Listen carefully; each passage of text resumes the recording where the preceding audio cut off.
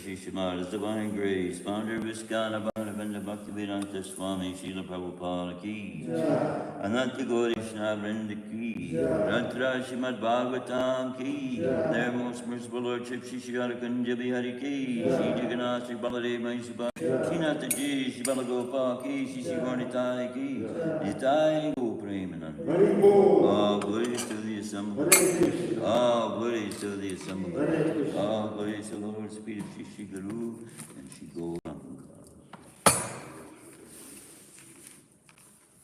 Om Namo Bhagavate Vasudevaya. Om Namo Bhagavate Vasudevaya. Om Namo Bhagavate Vasudevaya. Om Namo Bhagavate Vasudevaya. Om Namo Bhagavate Vasudevaya. Narayanam Namaskritya. Naram Chaiva Narottamam. Devam Saraswatim Vyasam. Tato Jayamudiraya. Nasta Prayashu Bhadreshu. Nityam Bhagavata Sevaya. Bhagavati Uttama Shloke. Bhaktir Bhagavati Naistiki. Reading from Srimad Bhagavatam, Canto 1, Chapter 4, 5, 8. Somebody did move. next 8. 1, 4, 8.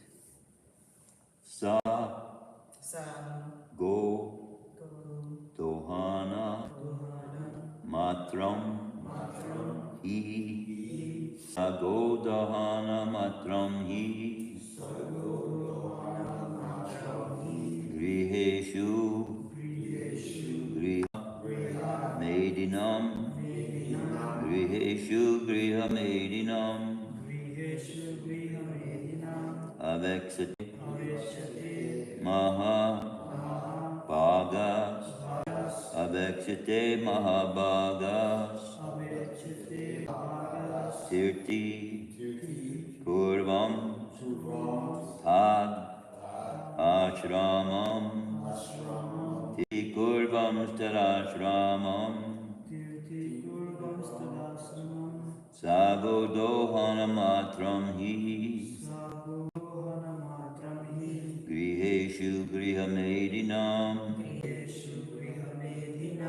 Evexate mahabhagas. Tirti kurvam stramam. Sago dohana matram hi. Griheshu griha medinam. Evexate mahabhagas.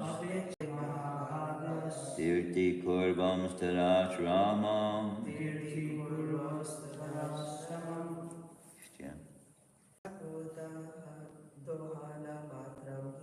Sago dohana matram hi.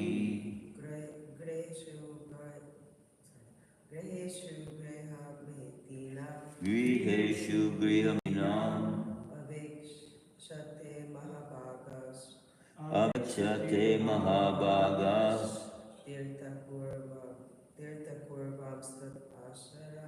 Tirti kurvam starashram.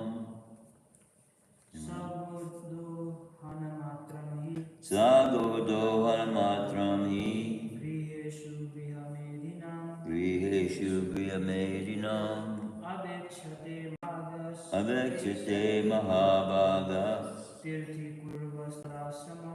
Tirti kurvam starashramam. Sago dohana matram hi. Griheshu griha medinam.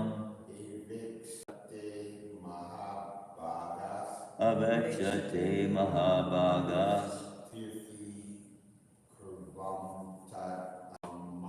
Tirti kurvam starashramam.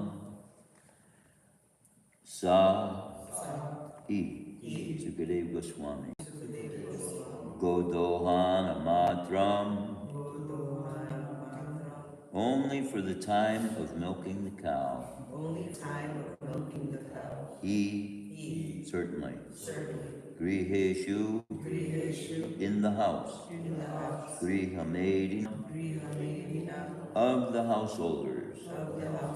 Abate, awaits. Mahabhagaha, the most fortunate. Tirti, pilgrimage. Purvam, transforming. Tat ashrama, the residence. Sagodoham matram hi griheshu griha medinam. Te mahabhagas tirti kurvam sarashramam. Translation and purport by His Divine Grace, Abhay Charanaravinda Bhaktivedanta Swami Srila Prabhupada. He, Sukhaswami, was accustomed to stay at the door of a householder only long enough for a cow to be milked. And he did this just to sanctify the residence. Please repeat. He, Sukadev Goswami, was accustomed to stay at the door of a householder only long enough for a cow to be milked. And he did this just to sanctify the residence. Sukadeva Goswami was accustomed to stay at the door of a householder only long enough for a cow to be milked. He did this just to sanctify the residence. Purport. Sukadeva Goswami met Emperor Parikshit and explained the text of Srimad Bhagavatam. He was not accustomed to stay at any householder's residence for more than half an hour, the time of milking a cow. And he would just take alms from the fortunate householder. That was to sanctify the residence by his auspicious presence. Therefore, Sukadeva Goswami is an ideal preacher, established in the transcendental position. From his activities, those who are in the renounced order of life and dedicated to the mission of preaching the message of Godhead should learn that they have no business householders save and except to enlighten them in transcendental knowledge. Such asking for alms from the householder should be for the purpose of sanctifying his home.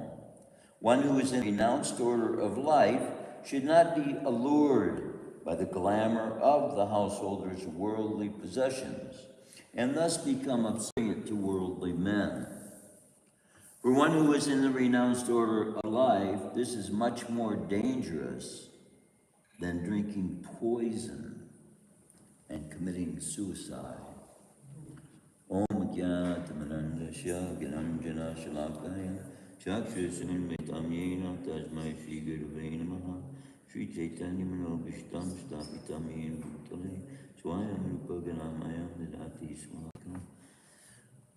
So, this is really bringing out, this is so important, it is saying, for a sannyasi, one who is in the sannyasa order of, or renounced order of life, or brahmachari life. Also, brahmachari is supposed to be following the precepts of brahmachari so that he can become renounced and become a sannyasi.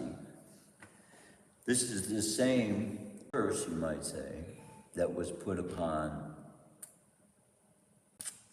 Narad Muni, our hero, Narad Muni. But this is also a way of mercy for others to be able to get their darshan, because these most elevated souls, as revealed here, by giving something to someone who is elevated, the soul gets advancement and sanctifies. So also it breaks down the false ego of the person who is giving, because they have to, in their mind, commit that this is not mine, I'm giving it to them, it's going to belong to somebody else, it's a part of my life before. But now I'm saying that this person is of such elevated nature that by giving to them, I further my own benefit, my own life becomes profited by my having given to a spiritual person or a saintly person. In effect, by contributing to others' ability to perform their activities, we also get benefit. So this is how society is supposed to function as well. One person gives in another for their service, and another is benefited from them giving each other service as well. Transportation works like that. But with elevated souls, there is no other comparison that in society that we can get and derive the same benefit as the association of a pure soul, because it's a pure soul's association that will bring us the real of what one who is freed from false ego. So this false ego is very difficult to overcome, because we are taught to believe, even by our parents, it starts at the very youngest age, that wants to make ourselves happy. We should be made happy. This world isn't our pleasure and all like this, unless they are born in a family of Vaishnavas, which is rare. And today even, that which we're seeing amongst devotees that are taking as much a part of their lives to take part in Krishna conscious activities as they can, a amongst us those who have no part in making a career for themselves or anything else other than Krishna consciousness itself. So these souls are more and more rare, because from the looks of the way the world is set up, we have to work for things, we have to work to provide ourselves everything we need, and all like this. My father used to tell me, God's not going to pay your for you. God's not going to. Little did he know what ISKCON is. Okay. So, see, I don't have any bills. If I was a householder, I would. And I would have to fill my mind with thoughts about the work necessary to pay for those bills. But Srila Prabhupada has created such an institution that when devotees take full extent the provision ISKCON is, then we can become completely free from the society's bonds that have made us dependent on it for our continuance of our services. And like that, we depend upon the outer world for many things. All the provisions of our food, clothes, and all these things. But this part of ISKCON that Srila Prabhupada said was for his disciples to continue now and complete, is that ISKCON can become self-dependent.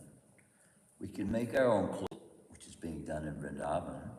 And for the most part, in all these small little cities that function within India, you can see, going back maybe 100 years ago, they're still completely satisfied using the functions that were then used to create cloth, to spin their own thread, and their own clothing.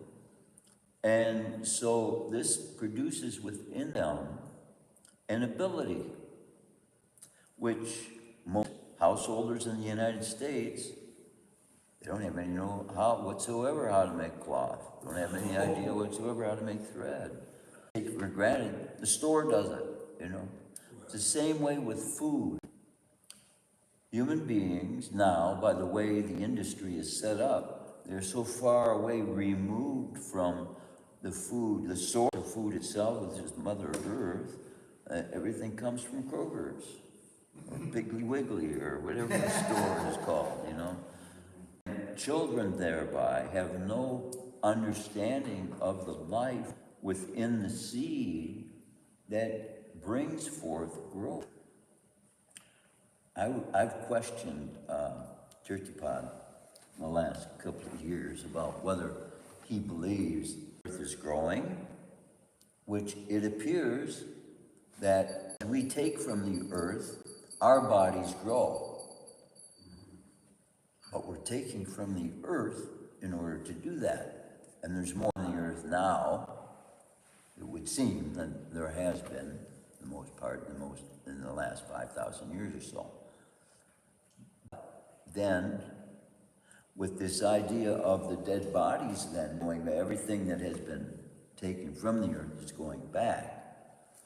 But one seed produces 2 tons of growth, right?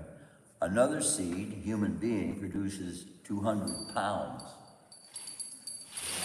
And so then,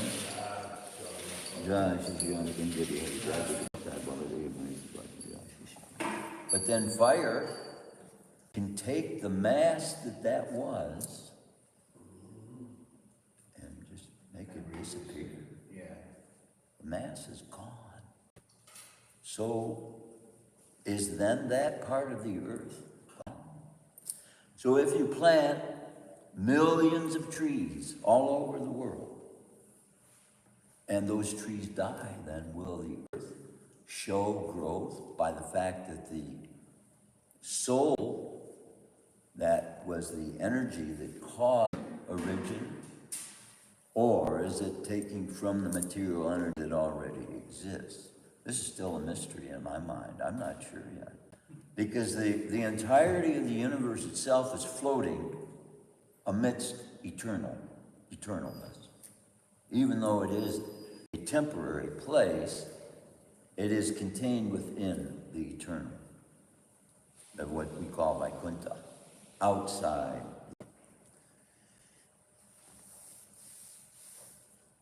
This morning, while chanting Gayatri, because I've been praying about this for some time, as you may know, I've written letters to Elon Musk, I've written a letter to Melania, I've written a letter now to Mr. Trump, because I've been praying for world peace. I've been praying like the Bible says to do, and Srimad Bhagavatam also. We pray for our leaders to have guidance, and by our preaching that we can free them so that they can guide society properly. Because without this guidance, everybody's living in chaos and causing their own suffering. And we have to be doing that. It's karma, it's a reaction, but we as devotees, as Vaishnavas, as friends of God, as family of God, as most intimate associates of God, He us by His association. Just like this is revealing to us how powerful the association of a pure devotee is. What to speak, realization that the Supreme Lord, from whom all purity is coming, is residing within us, sharing His body with us. So then how precious does that become? Just that knowledge. And that's what a self-realized soul brings. Realization of. But right now, the people of this nation are calling themselves a united nation. And there are so many divisions of us. And it is this knowledge of the Satchidananda that we are all made of that is the knowledge that's going to bring people and spiritual paths together. Because even the spiritual paths are all dividing against each other. They separate from one another based on different philosophical conclusions, which is also to break people's communities, to break down their little divisions they make. We believe this thing, we believe that thing, but they don't have self-realization to know that we are part of one whole. And until we get that understanding, we're not going to be able to fully cooperate with each other to have the fullness of what our total purpose with each other in a combined effort. So all of these systems of government that are set up by God, Krishna gives us guidance Himself, but He sends elevated souls to do that. Manu, before man knew what government was, Manu was sent to this planet to give us guidance. But at that time, there were fewer living entities on the planet. But the system is still perfect because everybody has full participation, cooperation, and agreement. If society is in disagreement with each other, there's going to be confusion, there's going to be doubt, there's going to be fear that other people are against me because I believe this way. We have to have unity. Srila Prabhupada said, you will know your love for me, speaking of Himself, by how you cooperate with one another. So if we can say that same thing, we look at the spiritual master as a representative of God. So if we love God, we will prove that by being able to unite God's people together, bring them together and realize we've all got to aim at the same direction. And unless we do, we won't feel the perfection of it. We won't know the completeness of it. And what we have to aim for, pure love of God. Where is there any written books about the subject matter of pure love? Is there Love 101 being taught anywhere? You don't teach it. And so love has been, in the mind of a human being, love has been transmuted into social well-being and all these different things. And without the recognition of the source from whom all love, then we're missing out on the real value of real love.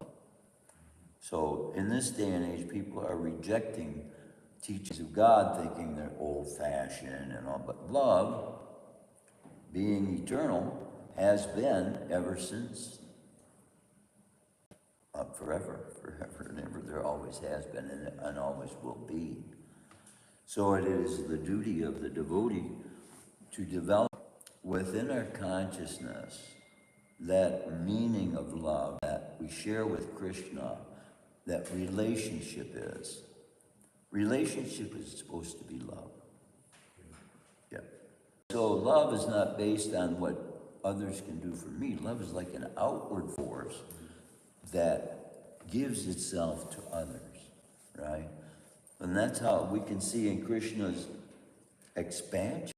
Every one of these expansions are for the benefit of those who are living in the position they have brought themselves to suffer the pangs of death that we are forced into in this material universe, which can lead us, if we look objectively, removing ourselves from the position, we can realize being subject to death, if there is a realm of eternity, or no such thing as dying, we committed something pretty bad. We got kicked out, which is the history of the Jewish nation as well. They got kicked out. But it's not the history of every civilization. Some civilizations were sent the same way some souls are sent. Now, what Krishna consciousness will develop within our minds, among those of us who marry and bring forth souls into this world, we can bring elevated souls who can bring with them full knowledge. And with anticipation, there are souls that are coming with the purpose of saving other living entities. These are revealed by those in history, like Christ, like Moses, like Muhammad, like Krishna Dwapayan Vyas, like, was I saying this other, we were talking about his disciples would not touch marijuana. What was his name? He actually, his movement, Srila Prabhupada, in the initial days of ISKCON starting, because religion, as looked at most paths, is caring for the poor and the needy and the sick, right? And its practice revealing love of God have taken that form. But without full knowledge of what the relationship with God is meant to be, then all of these social practices are not bringing it to the fullness of what religion is supposed to bring. And with religion and science being separated from each other as well, the learning in school of the self is being left out. And so that's really the science that carries us through the end of our lives, because the science of self-realization is ultimately the science of relating with God. Because until we know what the self is, we're not going to know what nature God is like, because he made us after his own nature. Or we are designed, it says, the way God is. But that doesn't so much pertain to the external energy of the material body as it does to the nature of the soul. So people are trying to relate to God on a physical, and so when they do that, when they read the scriptures, they see God in perspective. So as you can see with many devotees' lives, the way they practice Krishna consciousness revealed they believed Srila Prabhupada was their guru. One of them saw him as a military leader. Another one saw him as a supreme religionist. And everyone was seeing him from perspectives. The same way, when Krishna entered into the arena, when Krishna and Balaram were going to see Kamsa, Everybody that was there in the arena, they all had different practices that they were doing in their life. But everyone, when they looked at Krishna, he looked to them as though he was the perfection of whatever they were involved with. If they were wrestlers, the wrestlers were looking at Krishna. He's probably the best wrestler there is, you know. And Krishna and Balaram brought their reputation with them because they were known. And see, at that time, radio broadcast, it was all by word of mouth. But if we want to talk about population too, because of the extent of the killing that went on in Kurukshetra, and these were the leaders, the kings, whose armies only were brought, we can know that there are many more people they left back home. So that the population of the earth, as it would seem, would have been much more than what our current population is now. Those populations before had been wiped out completely, which sometimes Krishna's own anger can do. He can wipe out the whole population if he wants to. But they had thousands and thousands and thousands of years of existence to have created that much of a population. So if we are having problems getting along with each other now, we have what, 5 billion? I don't know how many billion are there on the planet. 8 billion. Is it? Oh my God. See, when I first started giving lectures, 1971, my first lecture, 1971, I read an essay by Salem Kurban was his name. He had this book that was about this wide. You open it up, just a great big book, but he had all the population ratios and things like that put down in the book. And at that time, there were only 3 billion people on the planet. That was 1971. So we've more than doubled already in that time. 8.25. Huh? 8.25. 8.25 billion. And still, what was it? Nanda Maharaj had almost that many cows. Think about it. And so the population at that time was so far beyond what we can envision with our minds that this earth is currently holding. People are thinking there's no more room for people. There was a population scare when I was a kid in my teens. That would be 1960s and up through the 70s even. They were having people believe, they were advertising, there's not enough room on the earth, overpopulation, we can't have this many people. Well, what? And already we've doubled the population. At that time, by calculating the acreage required for a human to live comfortably, the entire population of the earth could fit in 3 states in the United States and have enough room to grow enough food for themselves. And yet this big scare put out by the populace, by the general media, that is totally controlled by how much money is being spent on their products. They want you to buy. If you don't buy, they go out of business. If you do it for yourself, this was Gandhi's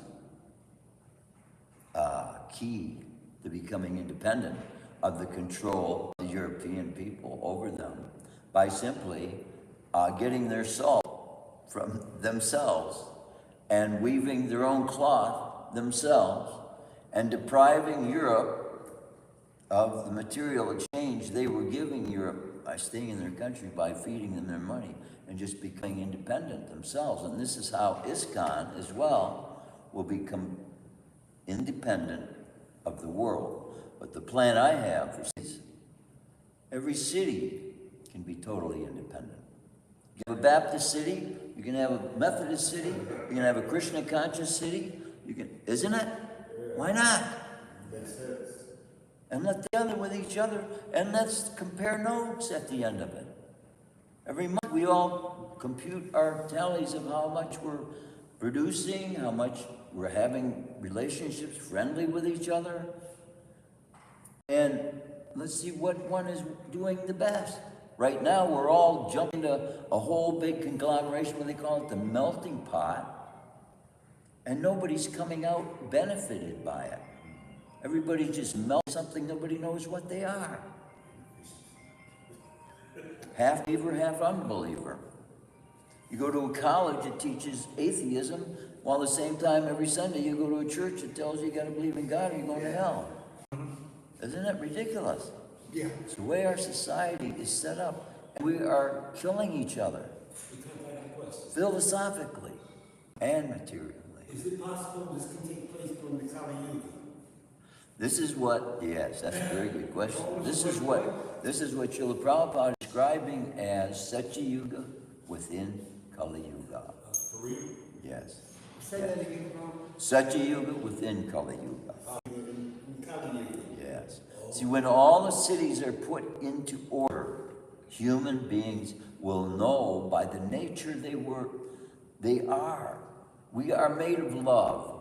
This Satchidananda love, different forms of it, manifest as one energy. We are love. We're made of love. Satchidananda. Love is eternal. Love is all-knowing. Right. Yeah. Yeah. True, pure love. Yeah. Pure love. Yeah, because love comes from knowing the circumstances around everything that makes one want to be compelled to give someone help. You know what the person is suffering, you know what they're going through, you know how limited they are and how much you have to be able to give them. So love is all-knowing. Love is eternal. And the knowledge of it brings complete happiness, bliss. And it's an ongoing experience every moment. Every moment, think about it. There's not a time you can call upon Krishna that he's too busy to hear you. Isn't it? Because he's sharing this body with us. That's the only way he could do it. Think about it. If Krishna's only in Vaikuntha, he'd never be able to hear us, right? But he's not only there, he's everywhere. And even the means that substances have the ability to be, because they're made up of atoms, and the atoms themselves are invisible. But what gives it substance is the fact that Krishna is holding everything together. It's all his energy, and his energy being not different from him. We're breathing Krishna, we're seeing Krishna, and yet we're blind to Krishna. And we can't see him. And yet he's everything. He's everywhere. The gopis couldn't go to the forest without everything they saw. Oh my God, it's reminding them of Krishna. Peacock's feathers, the color of his skin, you know. Everything they saw reminded them of Krishna. The elephant's trucks, his arms. Just so we can see the same way. Even non-believers. Some people are choosing atheism because the path they've been put on by their previous karma had led them to draw conclusions using the same thing we call intelligence, that has given them the means to be able to prove to themselves that the God being presented by people and presented to them has not been able to convince them, because possibly those people actually don't know God either. Right. Yeah. And so the wrong image, this is why God doesn't necessarily give his name to everybody, because he's not what everybody is saying he is. So can you blame God for not wanting to have an image cast by some people who don't know what he looks like? So God gets blamed. Fire gets blamed. And yet, it's not the fire that does it. Yeah. No, that's it. I lost my thought. Oh, sorry. We were talking about who gets blamed about for what, and whether God wants to take the blame for things that people say he did. You know, all these wars on both sides. They're saying it's God they're being controlled by, aren't they? Muslims are saying God forcing them to kill people. And the Americans are saying God's forcing them to stop the Muslims. And it's the same all over the world. It's crazy.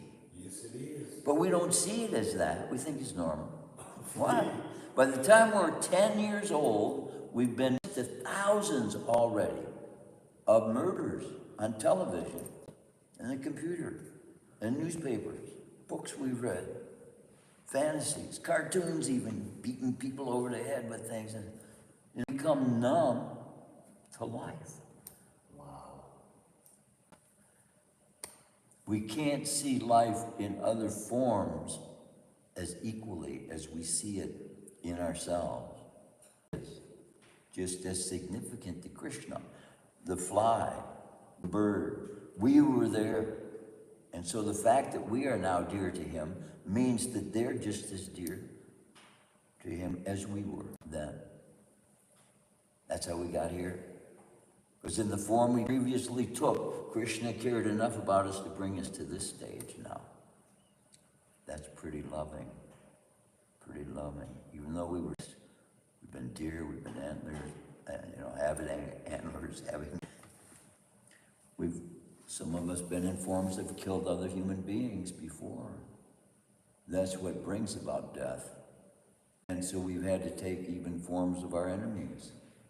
In all of these millions of lives, we've been through 300 million forms of life before we got to this stage. So this is why, when you do actually analyze it, you come to realize, wow, that's why Davy is necessary. One life wouldn't be able to do it. We couldn't make up with penance in one life the entirety of the sinful activities we've engaged 300 million species of life. Couldn't make up for it. But Tulsi Mani, by circumambulation once, Krishna forgives the soul who is brought to the place to be able to do that, forgiveness of more sins that they commit in thousands of lives. That's the Tulsi Deity. Now, if you tell a Christian we're worshiping a plant, they think crazy. You are really on your way to hell, boy. Yes. But see, it is the lack of knowledge that the soul is, in a sense, permeable. It can take any form because it came from God, who also reveals that he has taken every form and does that with us, doesn't leave us going. Yeah. We're just little tiny forms of energy, sparks, which Krishna is the source of. But in a sense, from him. In another sense, he's completely independent of us also. But,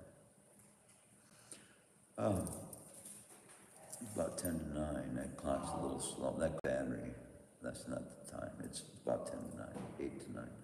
Any comments, any questions, any realizations? So beautiful always. Krishna's mercy. Yeah. Absolutely beautiful. Oh, I appreciate that. I never thought following any spiritual path would be as rewarding as what I'm getting in my mind. This constant relationship just increases, and I know it is sometimes already. I can't hold back the tears. It's much. And when we read about Lord Chaitanya, if he can't hold back, what are we? Yeah. So he let us experience the bliss that this pure love of God is. Because if he himself can't contain the amount of what it is, it's just overpowerful. It's more than a person can actually have control of. When love itself grabs you, there's no doing anything about it. You can't worship a God that you don't know about. Exactly. Yeah. How do you worship a God with no description Yeah. or form And or that, see, anything? yeah, and what you're bringing out there is the fact that Krishna has gone to such great length to be able for us to know that by all these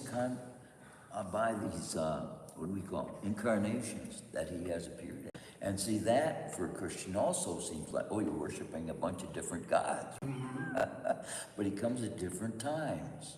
And he's always the same. And he's always one.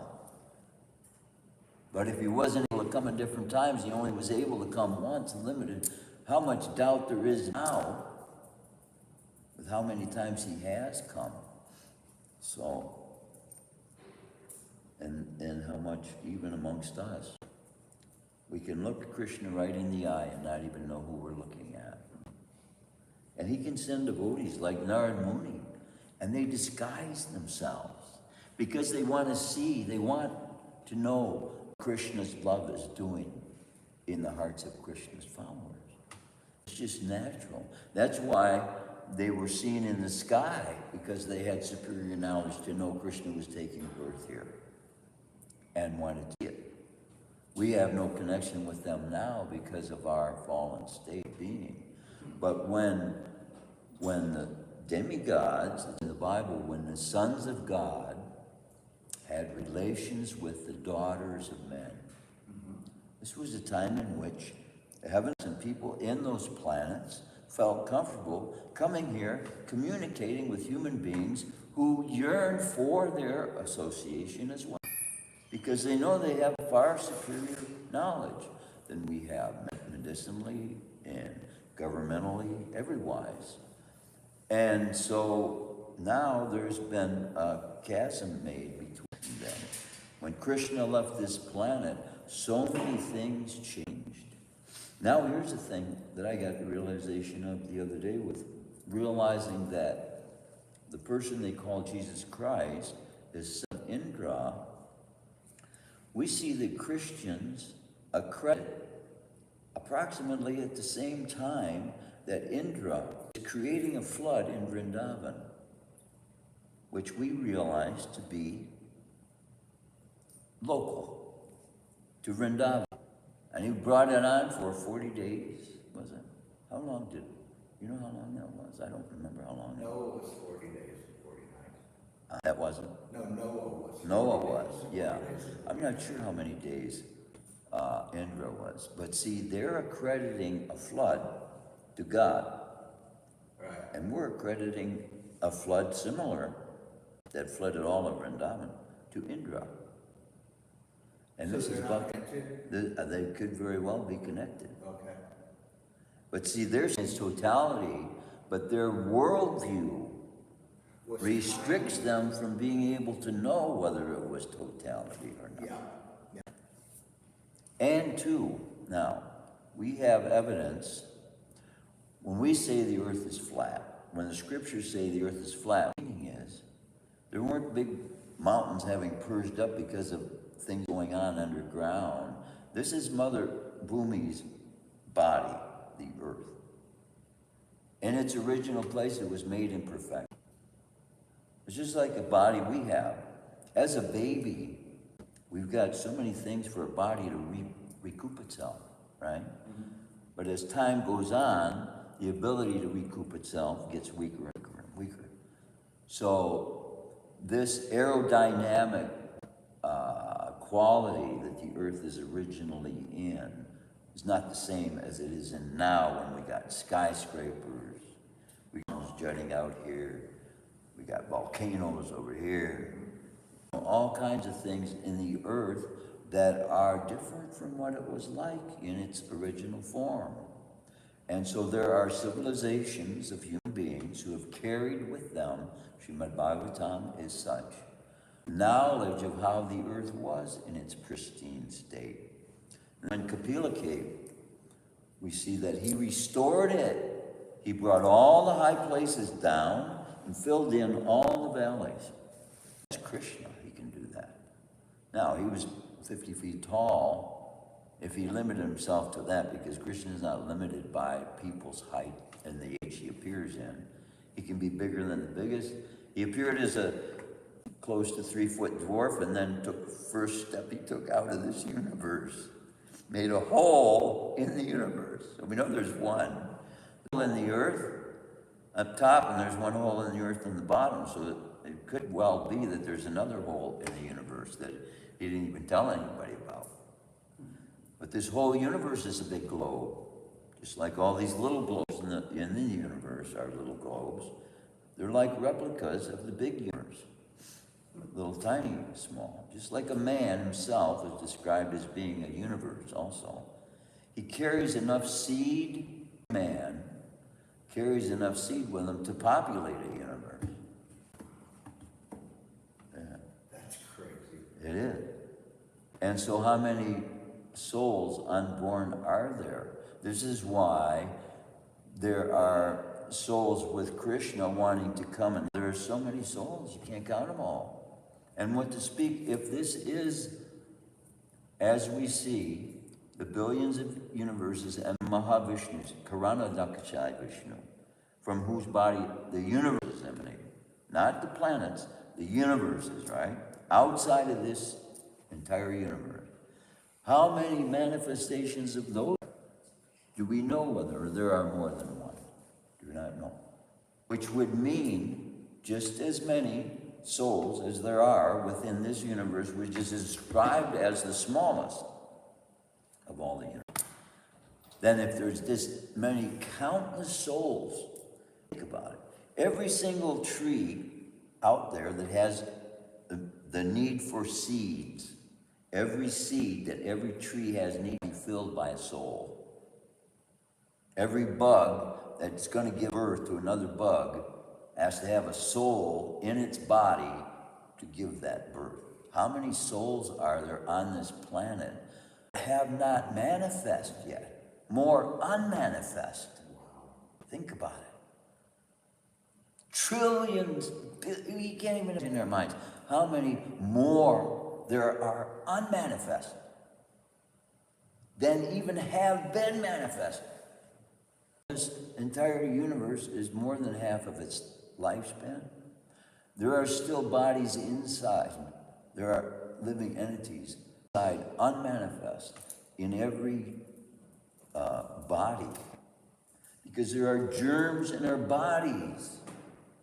And as we take in food, there are souls that inhabited those bodies. Just so many. So Krishna in his love comes to deliver these souls. So many. And if we have pure love, maybe we will develop that desire too. But in order for it to be as pure as it needs to be, to do like Lord Chaitanya's immediate followers, we got to go there. We got to get out of this material universe and actually go there and then come back. If we have that love for the fact that there are so many countless souls here. I don't know how anyone can live there peacefully without having access here to help these living beings. But when we will know. But see, many of them simultaneously are carrying on pastimes with Krishna in Vrindavan. They don't leave either, even though they can manifest here. So that's a mystery. You can be in the spiritual world simultaneously. Now, when Lord Brahma stole the cowherd boys, they were gone. But Krishna created some more. Yeah. And by doing that, all those that were being fed by their mothers were feeding Krishna directly. These were all expansions of Krishna. And they didn't know. All these women whose children had become little Krishna, because he expanded himself in exactly the way he ends with every one of those cowherd boys that he manifested himself as. And they were gone for a blink of an eye, which was a year here. And they were all gone for a whole year. And nobody even knew they were gone. So mysterious. I mean, you can think about them all day long and still have questions about them, you know. Knowing how little about how great Krishna is. Grantara Srimad Bhagavatam ki jai. Srila Prabhupada ki jai. Thank you very much for coming. Thank you, Prabhupada. That was fantastic. I carry this. By the time I get up, it'll be all shed.